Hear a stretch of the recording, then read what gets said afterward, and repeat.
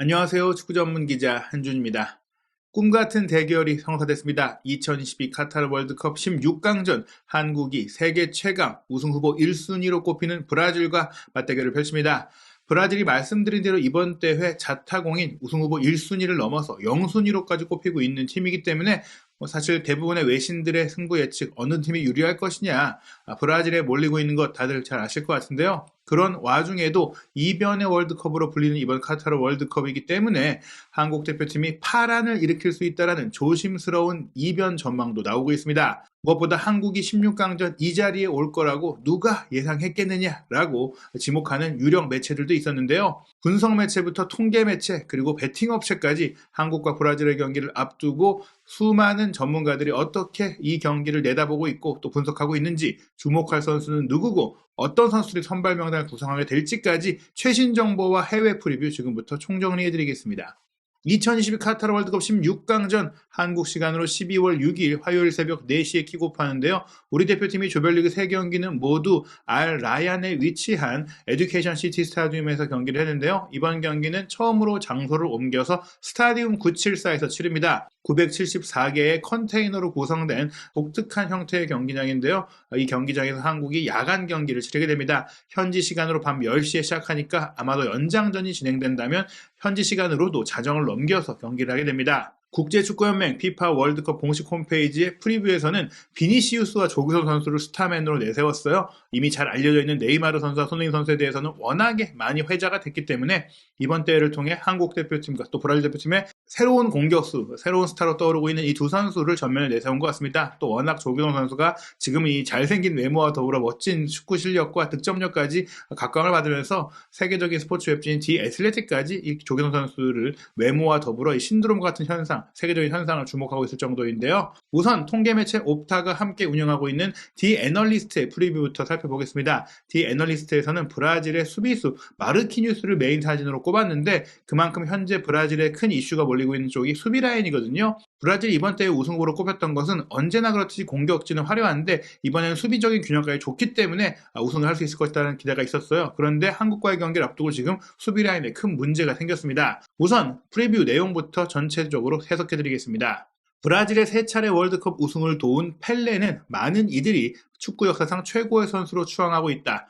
82세인 펠레는 여전히 브라질 축구의 상징적인 인물로 남아있다. 그리고 월요일 스타디움 974에서 열릴 한국과 브라질의 경기 역시 그의 관심사일 것이다. 최근에 펠레의 건강 이슈가 있었어요. 지금 항암 치료를 받다가 화학요법을 중단했다. 본인이 개인의 소셜미디어 계정을 통해서 난 아직 건강하게 잘 있다. 경기도 볼 것이다. 이렇게 얘기를 하고 있는데요. 어찌됐거나 펠레의 이런 건강 문제는 분명히 브라질 대표팀 선수들에게도 좀 영향이 있다고 봐야 될까요? 오히려 이제 긍정적인 영향일 수 있다. 펠레에 대한 존경심, 펠레를 기리기 위한, 펠레에게 힘을 주기 위한 그런 승리를 거두려고 하지 않겠느냐 그런 것인데요. 지금 브라질 대표팀에서는 펠레와 같은 존재가 바로 네이마르 선수죠. 네이마르 선수 역시 펠레에 대한 존경심도 갖고 있고 또 이번 경기는 꼭 뛰고 싶다.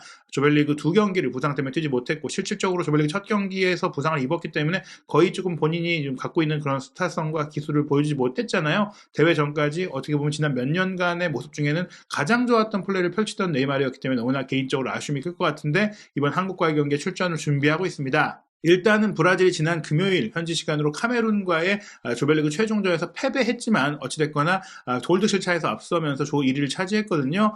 일단 브라질은 네이마르가 16강과의 경기 출전을 하기 위해서 좀 희망을 갖고 있는데 네이마르의 아버지가 최근 인터뷰에서 그래도 최소한 결승전까지는 최고의 컨디션이 될 것이다. 대회를 빠질 정도의 부상은 아니다라고 얘기를 했어요. 그리고 이제 브라질 대표팀의 현재 주장인 티아고 실바도 기자들과의 인터뷰에서 네이마르의 출전 가능성이 아예 없지는 않다. 지금 몸 상태가 잘 좋아지고 있고 훈련을 마지막까지 해본 다음에 결정이 될 것 같고 테스트를 할 것 같은데 나도 그런 부상을 당해본 적도 있고 또 분위기들을 봤는데 어찌됐거나 내가 말할 건 아니고 치치 감독이나 의료진이 좀 결정할 것 같다. 의료진보다 내가 먼저 얘기할 수 없다라고 했거든요. 그 얘기는 뭔가 들은 얘기가 있고 좀 괜찮은 상태인 것 같긴 한데 섣불리 말하기는 좀 어렵다라고 얘기한 것입니다. 네이마르는 괜찮은데 문제는 브라질이 지금 26명의 엔트리 중에 2명을 잃게 된 상황이에요. 바로 카메룬과의 경기 대대적인 로테이션을 가동하면서 주전이 아닌 선수들을 좀 선발로 내세웠는데 그 선수들이 다쳐버렸어요. 스트라이커인 가브리엘 제주스와 레프트백 알렉스 텔레스 선수인데 그렇기 때문에 네이마르 선수가 없는 가운데 공격 라인의 구성이 조금 이제 어려워진 것이죠. 이런 백업 자원들이 네이마르가 없을 때 잘해줘야 되는 상황이거든요.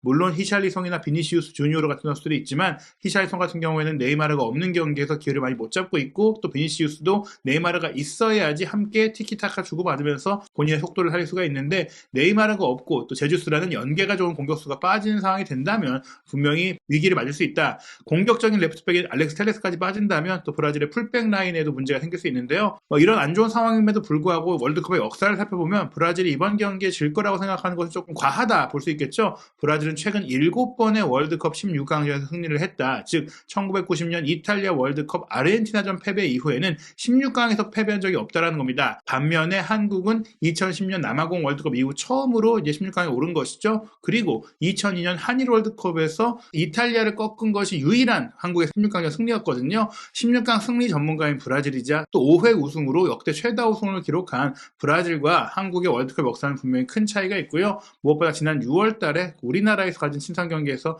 브라질이 5대1로 대승을 거뒀잖아요. 다만 치치 감독이 그때와 지금은 다르기 때문에 그때의 결과 때문에 자만하지 않겠다라고 했는데요. 인터뷰에서 브라질, 우리도 카메룬에게 졌고 또 포르투갈이 한국에 지기도 했었고 프랑스가 튀니지에 패배했고 아르헨티나도 사우디에 졌다라는 결과들이 말해준다. 한국은 아주 강한 팀이고 힘든 경기가 될 것이다. 이전에 만났을 때처럼 쉽게 우리가 풀어가지는 못할 것이다. 조심해야 한다. 우리가 카메룬과의 경기도 신중하게 임했는데 지고 말았다. 그래서 이번 경기를 우리가 한국보다 쉽게 할 수 있고 유리하다고 말할 수 없다. 이렇게 얘기를 했어요. 포르투갈을 상대로 한국이 2대1로 극적인 승리를 거두면서 우루과이와 가나를 탈락시켰죠. 그리고 이 과정에서 결승골을 넣은 황희찬 선수도 인터뷰한 내용이 외신에 잘 알려지고 있는데 16강전에 숫자만 채우러 온 게 아니다. 브라질과 경기하는 것에 만족하고 여기에 탈락하는 것에 만족할 생각이 없다. 우리의 목표는 승리고 팬들의 응원에 보답하고 팬들을 위해서 좋은 경기를 하고 이기고 싶다. 늦은 시간까지 응원해 주시는 이제 한국의 팬들에게 굉장히 큰 메시지를 보낸 황희찬 선수였는데요. 디 애널리스트가 주목한 선수들은 측면 라인에 있습니다. 한국에서 주목할 선수를 레프트백 김진수 선수로 꼽았는데요. 이 왼쪽 영역에서의 패스 전개, 크로스 연결 굉장히 이제 인상적인 그 그래픽을 보여줬어요. 79회의 패스를 연결하면서 76%의 정확성을 보였는데 여기엔 크로스 패스가 상당히 있기 때문에 꽤 높은 모험적인 패스를 시도했다라고 볼 수 있겠고요. 60회의 패스가 또 성공이 된 그런 모습들을 볼 수가 있는데요. 일단 이번 대회 한국의 메인 공격 루트가 왼쪽 측면인데 김진수의 뛰어난 딜리버리 능력이 진정으로 돋보였다고 했습니다. 이 딜리버리 능력은 보통 크로스 패스를 포함해서 길게 공을 투입해서 공격으로 갈 수 있는 직선적인 패스를 의미하거든요. 오직 이번 월드컵에서 3명의 수비수만이 김진수 선수가 기록한 14회의 오픈 플레이 상황 크로스 시도 횟수를 상회했다. 그러니까 김진수 선수의 오픈 플레이 크로스가 이번 월드컵 조별리그에서 4위에 해당한다는 것이고요.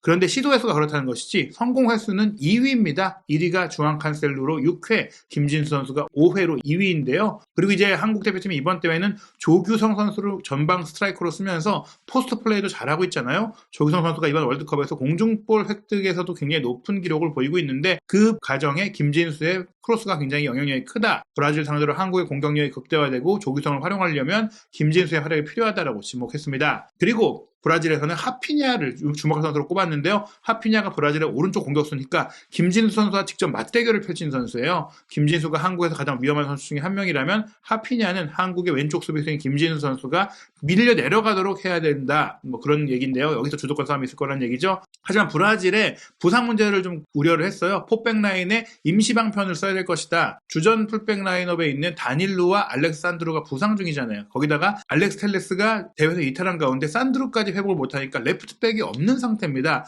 그런 가운데 오른쪽 풀백인 다닐루조차도 사실은 몸 상태가 온전하지 않아요. 그래서 다닐루가 회복이 된다고 하더라도 레프트백을 봐야 됩니다. 그리고 라이트백이 없잖아요. 라이트백은 다니 아우베스 선수가 있긴 한데 이 선수의 사실 나이와 지금 컨디션을 고려한다면 최고의 멤버라고 할 수가 없습니다. 그래서 어떻게 보면 치치 감독이 다니 아우베스가 있음에도 불구하고 센터백인 에데리 밀리탕을 조금 오른쪽으로 이동시켜서 이 선수가 센터백이긴 하지만 활동력과 속도가 좀 있는 편이라서 비대칭 포백처럼 운영을 했던 바가 있는데요. 이번 한국과의 경기도 결국에는 오른쪽과 왼쪽에 전문 라이트백과 레프트백을 둘 수 없는 경기를 할 수가 있고 그런 부분은 어떻게 본다면 한국의 측면 공격이 이어졌을 때 특히 손흥민 선수가 공격을 하고 김진수가 오버래핑을 할 때 하피냐도 밀려내릴 수밖에 없고 풀백의 지원을 못 받는 상황이 될 수 있다. 이런 부분들에 있어서 브라질이 리스크가 있다라고 설명했습니다. 물론 그런 리스크에도 불구하고 디 애널리스트에서 슈퍼컴퓨터를 통해 예측한 승부 예측을 보면 브라질의 승리 확률 그리고 8강 진출 확률이 무려 76.2% 거의 압도적으로 나오고 있고요. 한국의 풀타임 승리 확률은 겨우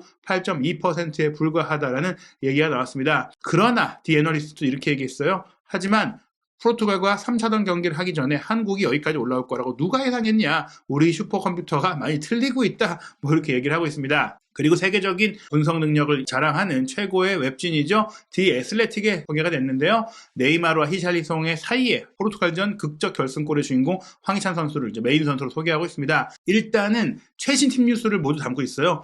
한국과의 경기를 앞둔 기자회견에서 치치 감독이 이제 네이마르 선수의 몸 상태에 대해 얘기를 했고 마지막 훈련을 정상 소화했다고 했습니다. 물론 의료진의 최종 승인을 받아야 출전할 수 있는 상황이지만 무엇보다 한국과의 경기 최종 훈련을 100% 소화했다는 것 자체가 출전 준비가 됐다라고 봐야 될 것 같죠. 앞서 이제 디 애널리스트에서 소개한 대로 가브리엘 제주스와 텔레스가 무릎 부상으로 대회에서 이탈했고 산드로도 치료 중이고 또 다닐루까지도 부상인데 돌아온다고 하더라도 레프트백으로 가야 된다. 한국 같은 경우에는 김민재 선수의 회복이 중요합니다. 지금 뭐 훈련에 돌아왔다는 얘기들이 있거든요. 어느 정도의 컨디션인지 당일까지 지켜봐야 될 것 같고요. 황희찬 선수 같은 경우에는 포르투갈과의 경기에 교체로 들어왔을 때 여전히 통증이 있다라고 솔직히 얘기를 하긴 했지만 분명히 회복이 되고 있는 모습이다 보니까 이번 경기도 어느 시점이든지 선발은 뭐 좀 어려울 수 있지만 어찌됐거나 출전해서 측면 공격에 활기를 불어넣을 것 같고 일단 이강인 선수와 김영건 선수도 지난 경기에서 체력 문제 때문에 교체가 됐었지만 이번 경기 선발로 나올 것이다라고 디 애슬레틱이 예상하고 있어요. 이런 예상들을 기반으로 보면은 브라질은 4-2-3-1 포메이션입니다.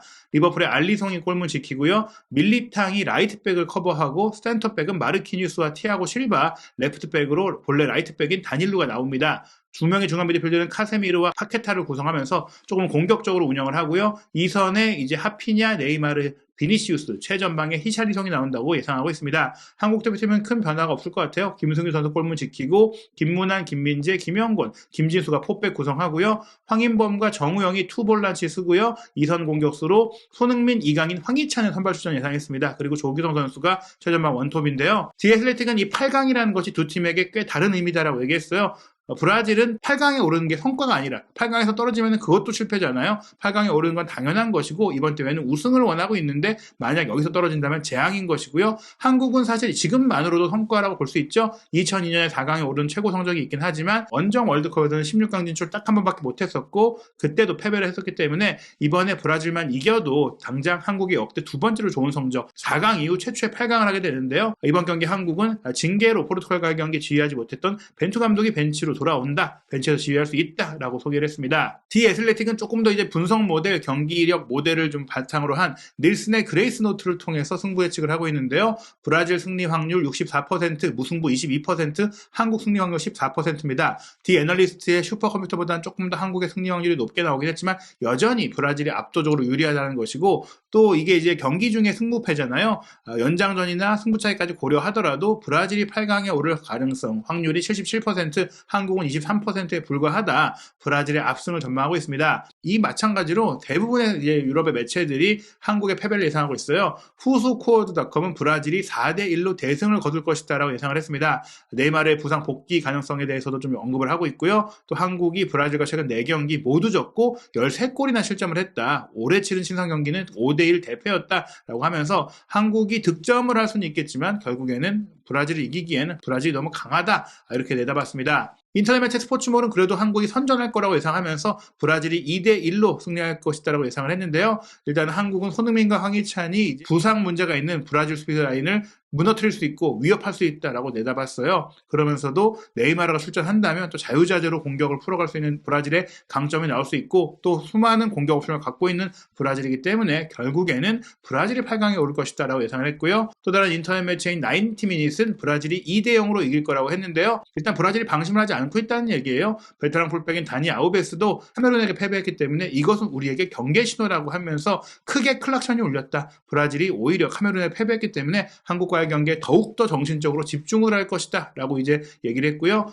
브라질이 세르비아와 스위스를 상대로는 유효슈팅을 하나도 안 내줄 정도로 수비가 단단했었거든요. 한국이 사실은 우루과이를 상대로도 유효슈팅이 없는 경기를 했기 때문에 브라질의 수비를 좀 흔들기 어려울 것이다 했습니다. 물론 손흥민 선수가 이제 축구는 어떤 것도 알 수 없고 지금은 더더욱 이번 월드컵은 더더욱 그렇다라고 말을 했지만 그 말이 맞다고 하더라도 브라질의 승리를 예상할 수밖에 없다라고 솔직하게 언급을 했습니다. 그리고 스포츠 키다도 브라질의 3대1 승리를 예상했는데요. 브라질은 뭐 선수층이 두텁다, 부상으로 빠진 선수가 있다고 하더라도 요리조리 마음껏 구성할 수 있는 인상적인 스쿼드가 있고 그들이 갖고 있는 패기, 또 젊은 선수들을 증명하는 무대가 될 것이다. 히샬리송, 비니시우스도 충분히 좋은 선수다라고 얘기했고요. 한국이 포르투갈과의 경기에서 세계를 놀라게 하긴 했고 또 월드컵에 더 많은 이변이 나오기를 또 바라고 있지만 기록적으로, 전력적으로, 객관적으로 브라질이 이길 것 같다라고 내다봤습니다. 베팅업체 패디파워의 프리뷰는 흥미로운 제목을 소개했어요. 한국이 파란을 일으킬 수 있다는 얘기인데요. 아무래도 브라질의 승리가 아주 유력하지만 이변 베팅을 좀 원하는 분들에게 좀 추천하면서 언급한 것 같습니다.